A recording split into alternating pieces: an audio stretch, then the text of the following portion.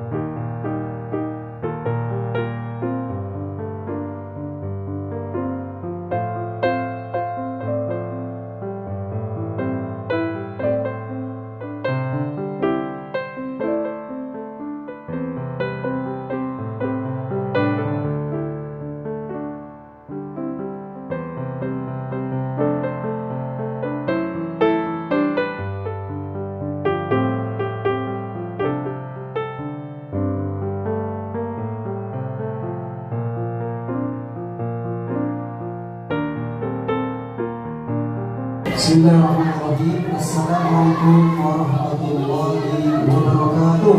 Waalaikumsalam warahmatullahi wabarakatuh. Oke, apa kabar hari ini anak-anak? Alhamdulillah luar biasa.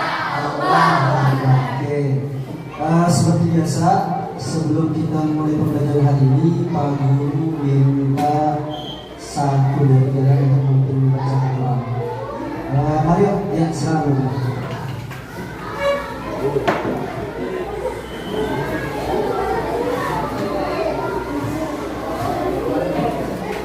Siap. Doa.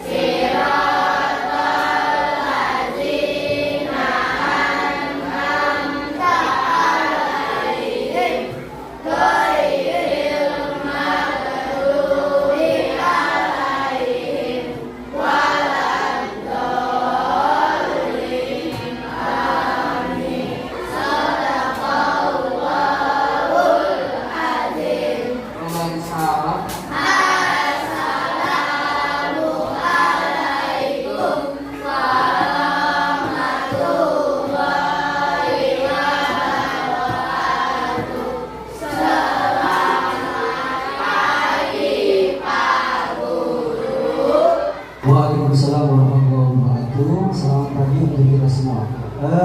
Selanjutnya Pak Guru minta kalian untuk berdiri. Kita menyanyikan lagu bangsa kita Indonesia Raya ya. Seperti biasa, sebelum kita mulai pembelajaran kita harus menyanyikan lagu kebangsaan kita. Oke, semua mengikuti, bukan muat ya, tapi mengikuti lagu yang ada di layar depan kalian.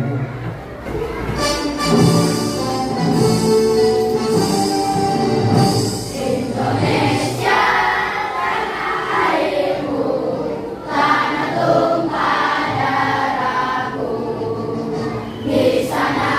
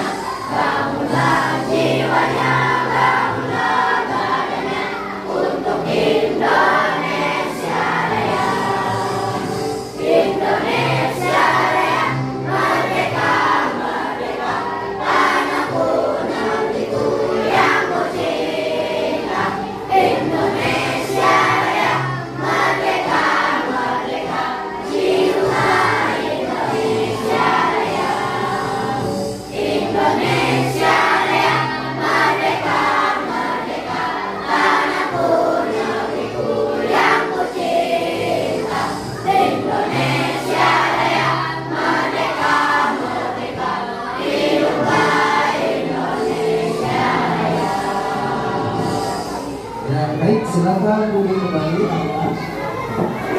Anak-anak, kita hari ini adalah belajar tema 4 subtema 1 pembelajaran 2. Ya, baru saja kita melalui minggu lalu itu belajar tentang tema 3, subtema 3, pembelajaran terakhir, pembelajaran kedua. Nah, sebelum Pak Guru memulai pembelajaran, seperti biasa Pak Guru akan mengabsen satu persatu dari kalian ya. Oke, yang pertama, Aditya. Aditya, Ananda. Aidil Zahwan Al-Hafid. Almira. Kalista. Joki. Raymond. Rafa. Oke, baik, ada semua yang mungkin ya. Walaupun ada beberapa anggapan yang disebutkan, tapi tetap kita harus bersama untuk belajar. Kenapa? Karena tujuan kita belajar hari ini dan yang akan datang tujuannya untuk apa? Untuk bekal masa depan kita ya. Ini kan ada pantun tuh. 1, 2, 3, 4. Dimana 8. Sehari itu sampai dapat bekal masa depan. Kalau hari ini kita tidak mau belajar, kalau namanya susah payah, sakit-sakit dari senang saja, kita tidak bisa melakukan kesuksesan. Ya, sama guru seperti itu. Oh, saya bisa jadi guru. Gurunya kecil, belajar asal-asalan. Tapi karena ada omongan yang kuat, ada tekad yang bulat, ya, akhirnya jadilah jadi seperti ini. Oke ya. Sebelum kita masuk ke ini, seperti biasa, Pak Guru akan menyampaikan tujuan pembelajaran kita pada hari ini ya. Yang pertama adalah setelah membaca teks atau video, nanti setelah ini perlu akan menonton video tentang materi kita ya. Kalian mampu menganalisis contoh keberagaman ekonomi dengan benar. Yang kedua, kalian mampu menunjukkan sikap yang perlu dikembangkan dalam hal kebijakan ekonomi. Yang ketiga, kalian mampu mengaitkan ciri-ciri reklame dari contoh yang diberikan dengan sama. Nanti kita akan sampaikan apa itu reklame, apa itu baliho, apa itu brosur. Nah, seperti di tempel di kaca-kaca ini, itu salah satu contoh reklame yang berbentuk brosur. Brosur apa poster? Yang dikaca itu salah satu bentuk poster kalau kata Pak Guru, kalau brosur yang kecil lagi. Oke, dan yang keempat adalah setelah mengamati berbagai macam reklame, kalian nanti menggunakan reklame, mana yang reklame, mana yang bukan reklame. Oke, lanjut, silakan kalian perhatikan dengan secara ya. Ini video tentang pembelajaran kita hari ini. Assalamualaikum warahmatullahi wabarakatuh. Selamat pagi anak-anak. Ini kita akan melanjutkan materi tema 4 subtema 1 dengan muatan pelajaran SPDV. Yang akan kita pelajari adalah reklame. Anak-anak pasti sudah tahu ya apa itu reklame. Jadi reklame adalah suatu benda atau media yang digunakan untuk menyampaikan informasi secara singkat kepada khalayak ramai. Jadi ciri-cirinya reklame sendiri yang pertama adalah berisi informasi, membujuk atau mengajarkan masyarakat. Yang kedua, menggunakan kata-kata yang menarik. Yang ketiga, terdapat slogan yang menarik dan mudah diingat oleh pembaca. Yang keempat, terdapat gambar atau ilustrasi. Dan yang kelima, kata letak antara tulisan dan gambar terlihat rapi. Kemudian, reklame harusnya menarik. Hal-hal yang harus diperhatikan dalam membuatnya adalah sebagai berikut. Yang pertama, menggunakan slogan yang mudah dimengerti, bahasa yang baik dan menarik dengan penggunaan huruf yang sesuai. Kemudian ilustrasinya itu menarik dan mudah diingat. Selanjutnya, tata letak gambar dan tulisan baik. Jenis reklame dibagi menjadi dua. Yang pertama adalah komersial dan yang kedua adalah komersial. Untuk reklame komersial dibuat untuk kepentingan bisnis berupa produk perusahaan, produk barang atau jasa, dan tujuan dari reklame komersial adalah untuk meningkatkan penjualan. Sedangkan reklame non-komersial dibuat untuk kepentingan umum, berisi imbauan, anjuran atau sosialisasi. Biasanya reklame non-komersial ini dikeluarkan oleh pemerintah. Kemudian bentuk-bentuk reklame yang pertama ada poster, kemudian plakat, ada juga baliho, selanjutnya ada spanduk, kemudian ada juga leaflet, dan juga ada juga brosur. Poster adalah ajakan atau imbauan kepada masyarakat untuk melakukan sesuatu yang dibuat pada kertas berukuran besar dan biasanya disertai gambar. Poster harus mudah diingat, mudah dibaca, mudah dipahami, dan mudah ditempel di mana saja. Kelebihan poster adalah yang pertama, poster itu dapat dibuat dalam waktu yang singkat. Yang kedua, poster dapat dibuat dengan manual atau gambar sederhana. Yang ketiga, dapat digunakan sebagai bahan diskusi atau penyampaian informasi. Yang keempat, poster yang baik atau sisi lebihnya dari poster adalah dapat dipasang atau ditempel sendiri. Langkah-langkah untuk membuat poster yang pertama harus dilakukan adalah menemukan topik dan tujuan pembuatan poster. Jadi sebelum membuat poster, anak-anak harus tahu poster ini mau digunakan untuk apa, tujuannya apa. Kemudian sasarannya itu masyarakat yang mana. Kemudian yang kedua, membuat kalimat yang singkat dan jelas, namun bisa menyampaikan pesan yang ingin disampaikan.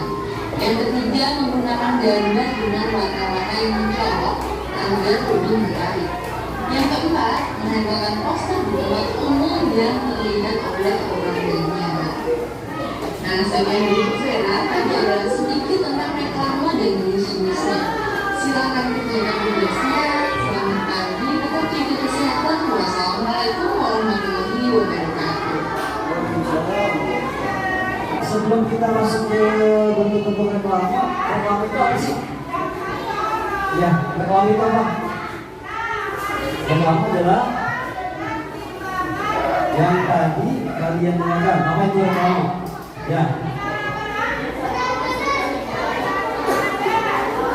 Ya, reklame adalah, ya silakan baca Amika. Apa itu reklame?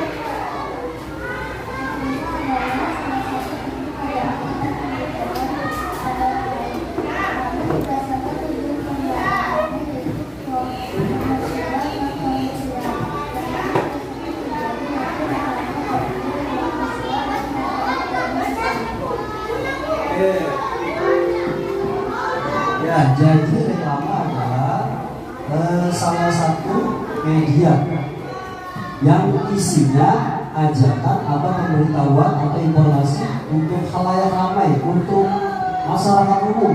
Ya, reklame itu banyak bentuknya. Salah satunya baliho. Kalau kalian jalan di sepanjang jalan raya, itu buatkan papan besar yang kadang seperti TV. Pernah lihat ya? TV besar di atas pinggir jalan itu. Nah, itu salah satu bentuk reklame. Apa namanya? Baliho. Ada juga reklame yang bentuk poster yang barusan saja kita saksikan di video pembelajaran. Pak Guru, mohon ya satu anak yang ya, silakan Mario. Reklame adalah salah satu yang dilakukan masyarakat atau memberitahuan kepada orang lain. Reklame berdasarkan tujuan yaitu komersial atau non komersial. Reklame berdasarkan media yaitu reklame audio, reklame visual, dan reklame audio visual. Oke, Pak Guru ulang seperti ini ya, bahwa reklame itu adalah jenis media. Media itu bisa dimanfaatkan oleh orang banyak ya. Media itu banyak, ada media audio visual, audio suara, visual gambar. Nah, kalau reklame itu ada juga yang audio visual. Kalau di Indonesia baliho yang terpampang di pinggir jalan. Nah, ada juga yang bentuknya visual, gambar saja, tidak ada suaranya. Nah itu yang sering kita dapati, poster, spanduk, apalagi brosur. Kalau kamu mendengarkan dari pengarahan dari puisi ya, itu kan mereka biasanya memberikan selebaran kertas ya. Itu namanya apa? Brosur apa spanduk? Apa poster? Brosur bentuknya lebih kecil, ada tulisannya, ada gambar sedikit, gambar tentang puisi, kalimat ajakan.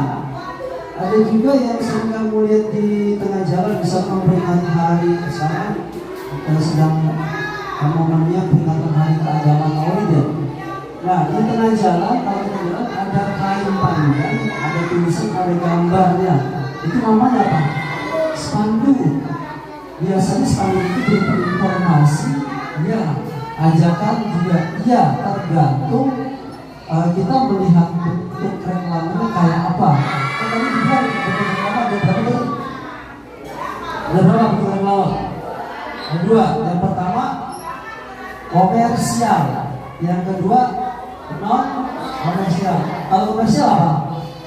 Mencari keuntungan dari baliho itu, dari reklame itu, dari spanduk itu. Kayak tadi itu puisi memasang spanduk, memberikan brosur, memberikan reklame lainnya kepada kalian semua. Tujuannya apa? Supaya kalian bisa masuk mendaftar ke lembaga itu. Nanti kalau kalian daftar ke lembaga itu, di balik itu ada keuntungan yang bisa diperoleh pihak puisi enggak?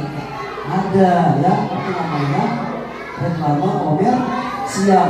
Nah kalau reklame non komersial, non tidak atau bukan komersial, bukan mencari keuntungan, itu biasanya yang mengeluarkan siapa? Pemerintah. Isinya kalau reklame yang tidak mencari keuntungan, isinya berinformasi. Misalnya pemerintah menayangkan atau menampilkan atau memampang sebuah reklame besar yang isinya menerapkan 3M. Di situ pemerintah mencari untung nggak? Tidak ya. Kenapa tidak? Karena informasi yang diberikan adalah informasi sifatnya pemberitahuan, menjaga kesehatan, bukan ajakan untuk mencari keuntungan itu ya. Atau iklan-iklan di televisi, ada nggak iklan yang sifatnya informasi? Ada kan? Iklan dari pemerintah, iklan misalnya gerakan belajar 9 tahun. Kalau dulu kan gerakan belajar 1 sampai 6 tahun ya, misalnya 1 sampai kelas 6 gitu. Sekarang tidak, gerakan belajar sampai 12 tahun bahkan sekarang. Oke, kita lanjut lagi. Jadi kita lihat juga ada poster-poster yang ada gambarnya, ada tulisannya. Misalnya nih kalau anak cowok kan sukanya poster bola ya, tokoh pesepak bola. Misalnya siapa tokoh pesepak bola yang kalian suka? Siapa? Messi. Lionel Messi. Itu ada gambar orangnya, ada keterangan tulisannya. Dia dari klub sepak bola mana, atau dia sedang dikontrak oleh klub apa, itu ada semua keterangannya. Ya, itu namanya poster. Kalau yang tadi diberikan sama pihak lembaga yang tadi memberikan arahan, namanya apa kalau itu? Brosur. Kalau yang tampak di jalan berupa kain panjang, spanduk, ya, dan lain sebagainya. Oke, kita lanjut lagi ke materi berikutnya. Nah, keberagaman ekonomi ditunjukkan dengan adanya berbagai macam budaya di Indonesia. Jadi kita adalah negara yang multi budaya, multikultur. Apa itu multi? Banyak, lebih dari satu. Ada suku Sunda, suku Jawa, suku Betawi, dan lain sebagainya. Nah, dengan banyaknya budaya yang ada di Indonesia, maka akan timbul berbagai macam kegiatan ekonomi. Contoh gampang, misalnya ciri khas orang Padang itu kan menjadi pedagang tekstilnya. Misalnya kalau kalian berkunjung ke pusat perbelanjaan tekstil terbesar di Asia Tenggara, tepatnya di Pasar Tanah Abang, itu kebanyakan pedagang dari mana? Dari orang Padang ya. Nah, orang Padang bisa dagang ini, orang Sunda bisa dagang ini, orang Betawi bisa dagang ini, orang Jawa bisa dagang ini. Nah, dengan banyaknya para pedagang yang beda-beda suku, maka nanti timbul berbagai macam keragaman ekonomi. Apa sih Pak ekonomi itu Pak? Sesuatu yang menghasilkan andang, pangan, pangan, itu namanya keberagaman ekonomi. Oke, coba Pak Guru minta kalian dari kalian di kelas ini yang tahu nih, ada nggak yang orang tuanya bekerja di bidang usaha atau wirausaha? Siapa? Ada? Yang jadi pedagang? Ya. Orang tua dagang apa? Foto. Ini roti bakar. Kamu dari suku apa? Betawi. Kamu? Sunda. Nah itu dari dua suku saya sudah ketahuan tuh.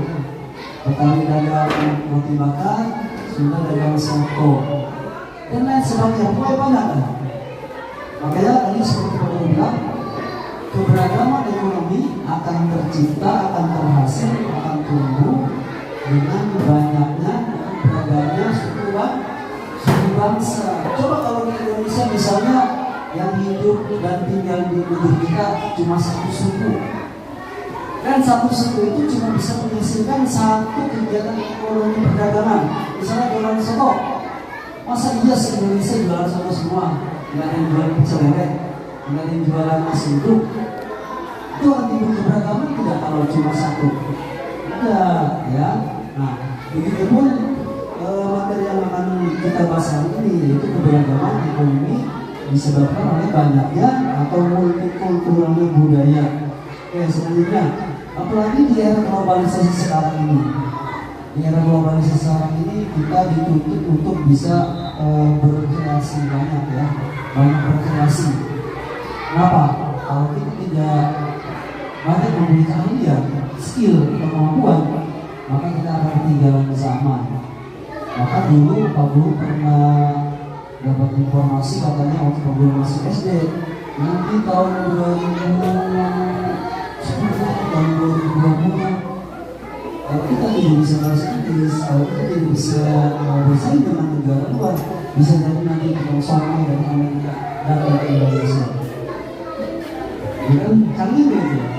Jadi kalau dia bisa bahasa Inggris, dia somai pakai bahasa Inggris. Somainya orang Amerika ketika diolah dengan berbagai macam menu variasi menu yang menarik, bisa jadi mereka lah yang lebih laris, lebih laku. Makanya persaingan itu tergantung bagaimana kita bisa mengolah berbagai macam menu masakan yang bisa menghasilkan cita rasa yang enak. Oke, coba Pak Guru dari dua materi yang tadi sampaikan ini, yang pertama dari kata kamu ya, yang pertama tentang kamu, yang kedua tentang keberagaman ekonomi. Pak Guru tanya aja deh, Mario. Dan menurut Mario, apa kekurangan atau dampak dari keberagaman ekonomi di negeri kita ini? Masalahnya, kekurangannya, dampaknya. Atau tidak ada apa-apa?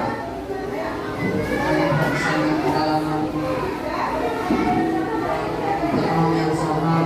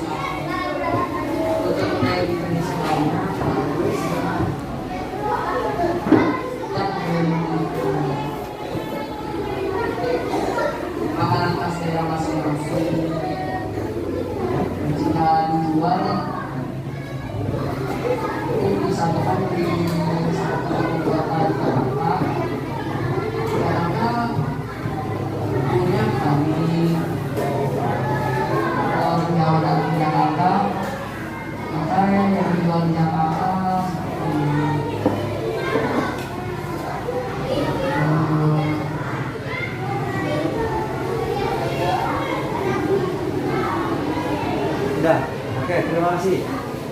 Coba sebutkan satu ciri khas makanan dari daerah tertentu. Satu aja. Apa? Makanan apa? Kue Betawi.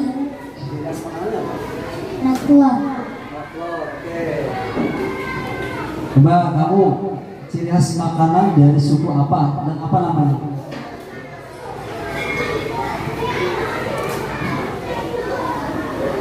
Betawi Cirebon. Sunda biasa apa Sunda? Pausat, Sendok. Apa?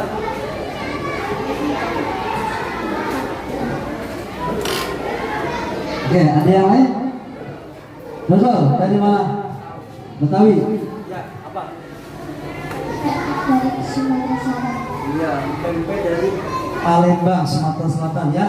Itu salah satu panganan-panganan dari berbagai macam jenis panganan yang ada di Nusantara negeri kita tercinta ini. Oke.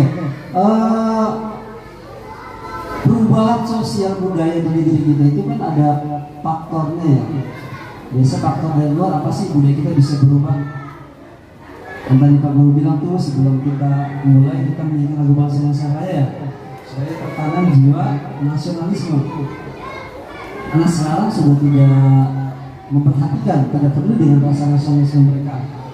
Nah itu ada faktor eksternalnya, ada faktor dari luar. Apa yang menyebabkan sosial budaya kita berubah? Ya. Budaya kita berubah. Adanya pengaruh budaya asing yang masuk tanpa adanya penyaringan lagi masuk aja gitu. Tanpa kita pilih mana yang baik mana yang tidak baik ya, itulah bisa menyebabkan budaya kita terpengaruh. Contoh dari kegiatan ekonomi misalnya dahulu kala di budaya kita ada nggak yang jualan yang namanya kalau bahasa kitanya ayam goreng ditepungin, kalau bahasa mereka apa tuh? Chicken ya, KFC, Kentucky. Apa dulu zaman Pak Guru kecil, orang tua kamu masih kecil dulu, ada nggak makanan seperti itu? Nggak ada. Itu makanan atau panganan budaya dari luar ya. Karena banyaknya yang masuk dan mungkin rasanya juga enak dan cara penyajian lebih praktis, lebih cepat, maka banyak orang kita sekarang yang berjualan berdagang panganan sejenis FC ya. Paling kita dulu menjualannya apa? Gado-gado, kerak telur, soto, karedok, ketoprak, tahu. Itu panganan-panganan yang sering kita makan. Nah ketika pengaruh budaya luar masuk, maka berbagai macam keragaman ekonomi itu bisa berubah. Ya, itu ada baik buruknya tidak Pak? Ya pasti ada. Dan tidak semuanya buruk. Pokoknya kalau perubahan budaya yang disebabkan dari luar bisa bernilai atau berdampak baik, ya silakan. Tapi kalau budaya itu bisa merusak budaya kita, jangan diambil dan diteruskan. Ya contohnya ada ujung jalan rumah Pak Guru sampai sekolah itu ada beberapa pedagang jualan ayam goreng seperti Kentucky. Nah ketika dia berjualan menghasilkan ekonomi tidak? Menghasilkan uang tidak? Uangnya buat siapa? Buat keluarga kan? Nah itu baik apa buruk? Baik, silakan teruskan. Tapi kalau yang buruk-buruk dari budaya luar yang bisa menyebabkan budaya kita rusak, jangan diambil. Ya, itu namanya globalisasi. Kan rencana dunia apa nanti? Dunia akan diglobalkan, akan disamaratakan, baik ekonominya, baik budayanya, sosialnya, dan lain sebagainya. Kalau kita tidak menguasai, kalau kita tidak belajar dengan baik, maka kita akan tertinggal. Banyak orang sekarang nyebutnya apa? Sekarang zaman era globalisasi ya. Eranya apapun masuk ada di negara kita. Begitupun di negara luar. Mereka di negaranya apapun masuk ke negara mereka. Kita tidak bisa menghalangi globalisasi itu masuk ke negara kita. Ya kalau kita tetap statis, diam, tidak dinamis dengan budaya, dengan kegiatan sosial, ekonomi, ya kita ketinggalan zaman. Kita akan tertinggal dengan bangsa-bangsa lain. Ya, oke. Itu dua materi yang Pak Guru sampaikan ya. Yang pertama tadi tentang kegiatan ekonomi, ada sambungannya dengan mapel PPKN. Yang kedua dengan kegiatan dengan materi reklame itu berkaitan dengan mapel SBDP. Oke, sampai sini ada yang mau bertanya? Tidak. Oke, kalau tidak Pak Guru mau memberikan soal terlebih dahulu nih sebagai evaluasi apa yang telah Pak Guru sampaikan tadi ya. Ya, sebentar.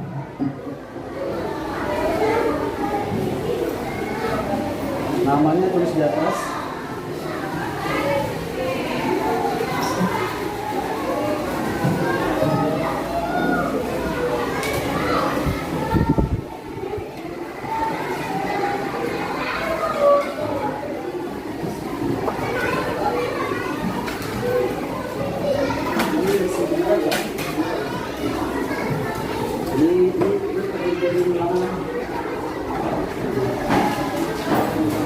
Nomor 7 sampai 10 ada di belakang.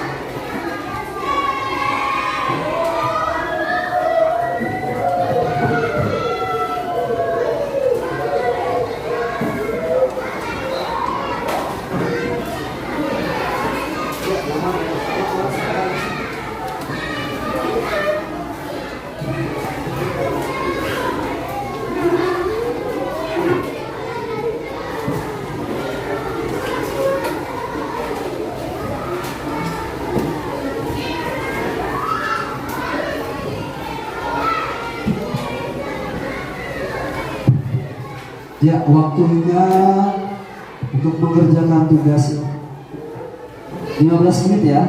Ya, silakan.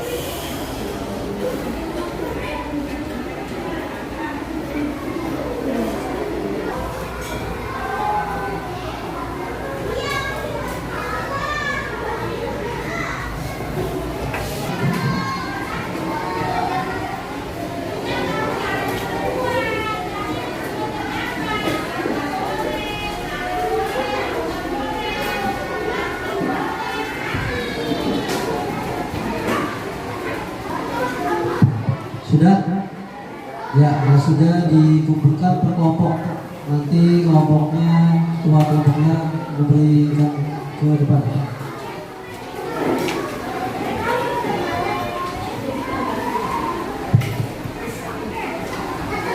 Nama, tanggal, jangan lupa ya. Mario, naik silakan. Baik anak-anak semua, dari rangkaian tadi kita mulai belajar sampai saat ini, apa sih dapat kita simpulkan dari dua materi tersebut? Yang pertama, ya, yang pertama reklame terbagi menjadi dua. Yang pertama, oke. Materi kedua adalah keberagaman ekonomi. Bisa? Iya, dengan adanya berbagai macam keragaman ekonomi, kita bisa peduli dengan orang lain. Yang tadinya kita diam, tidak peduli, tidak memperhatikan orang banyak, maka dengan berbagai macam keragaman kita bisa jadi peduli dengan orang lain. Baik anak-anak semua, terima kasih banyak pertemuan hari ini, dan kita akhiri pembelajaran dengan membacakan doa yang akan dipimpin oleh teman kalian Wildan. Silakan Wildan.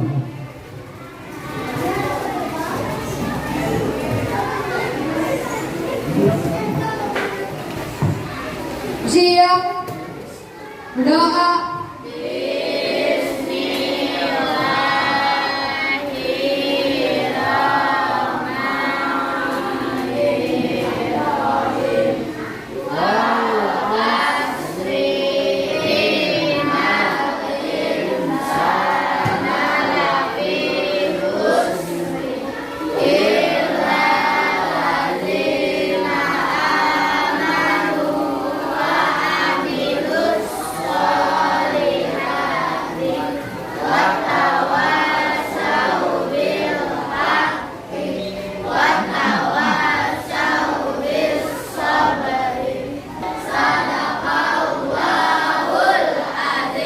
Memberi salam.